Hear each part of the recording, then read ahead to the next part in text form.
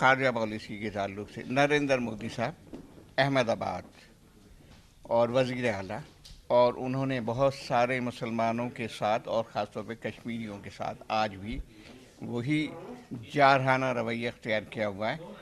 इस बारे में आपके क्या तासुरात हैं कि इसका तोड़ आपके पास क्या है? सब बिस्मिल्लाहिर्रहमानिर्रहीम।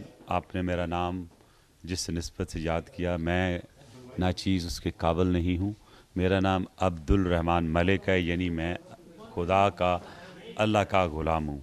रही बात यहाँ के पाकिस्तान पीपल्स पार्टी के वर्कर्स की, यहाँ की लीडरशिप की, मैं इनका बहुत ही शुक्रगुज़ार हूँ कि जब मैं इनको सबको इकट्ठा किया तो छोटे मोटे जो डिफरेंसेस है वो सारे दफन हो गए और हम फिर एक दफ़ा उस तरफ ट्रैक पे चल पड़े जो ट्रैक मोहतरमा बेनज़ीर भुट्टो साहिबा का दिया हुआ था।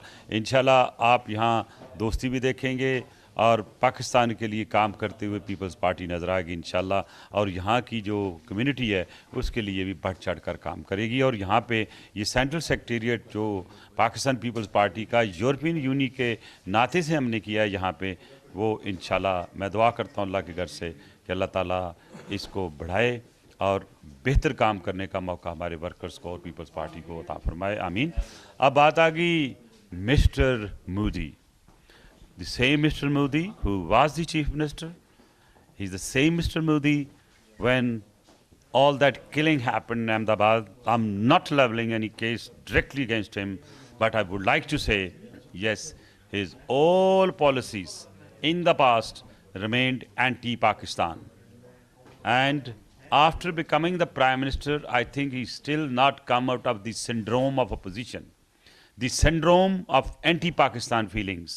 So therefore, I call upon Mr. Modi, the Prime Minister of India, to please now evade those memories and be the Prime Minister of India, not an anti-Pakistan opposition member. And I have also told him that I can prove that you are anti-Pakistan. India remained anti-Pakistan, and if you have any doubt, come and have a dialogue with me. जिसे हम अपनी ज़बान में मुनाजरा कहते हैं, मेरे साथ किसी जगह दुनिया के मुल्क में बैठ जाओ। Even you want me to come to United Nations, I'll come there, you have a speech, I'll have a speech, and let the people ask questions, and I'll prove you, Mr. Modi, you remained anti-Pakistan.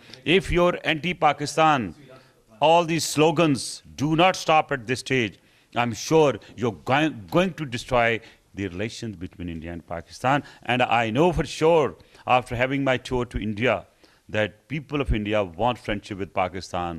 Please follow their voice. Because I and we, Pakistan People's Party, the voice of people of Pakistan, really confirm you that people of Pakistan want friendship, but on the basis of equality, not the way you want. We want the friendship on the basis of equality, and if you'll continue to do that, we will still responding you like a nuclear state. Peoples Party के बहुत सारे अकाबरीन मकतूलैन की फहरिस्त में हैं, और ये तमाम दोस्त अहबाब जो खड़े हैं वो चाहते हैं उनके साथ इंसाफ हो। तो इस सिलसिले में एक मज़ीद क्या कार्रवाई आप कर रहे हैं या करना चाहते हैं, या कोई किताब तहरीर करके वो आप कहेंगे कि इसको मेरे बाद मार्केट में लाए? नहीं, देखें, आपने मेरी उस स्टेटमेंट को दोबारा कहा है कि मेरे दो हिस्से किताब के होंगे, एक मेरी ज़िंदगी में छपेगा, एक मेरी ज़िंदगी के बाद छपेगा।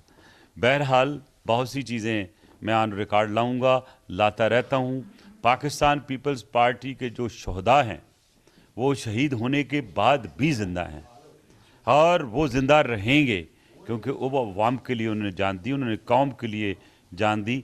रही बात आने वाले वक्त में, मैं समझता हूँ कि आपकी सजेशन जो है एक उस पर वर्क किया जा रहा है पहले ही, कि हमारे जितने शहदा हैं उनको एक किताब की सूरत में कंपाइल करके वो सारे के सारे लाइब्रेरी में भी रखा जाए, सारे ऑफिस में भेजा जाए, ताकि हर एक की बायोग्राफी साथ हो कि किसने क्या किया और किस तरह अपनी जान का नजराना पाकिस्तान के लिए, पाकिस्तान पीपल्स पार्टी के लिए, पाकिस्तान की जमहूरियत के लिए और डिक्टेटरशिप के ख़िलाफ़ लड़ते उन्होंने कैसे अपनी जान की बाजी दी।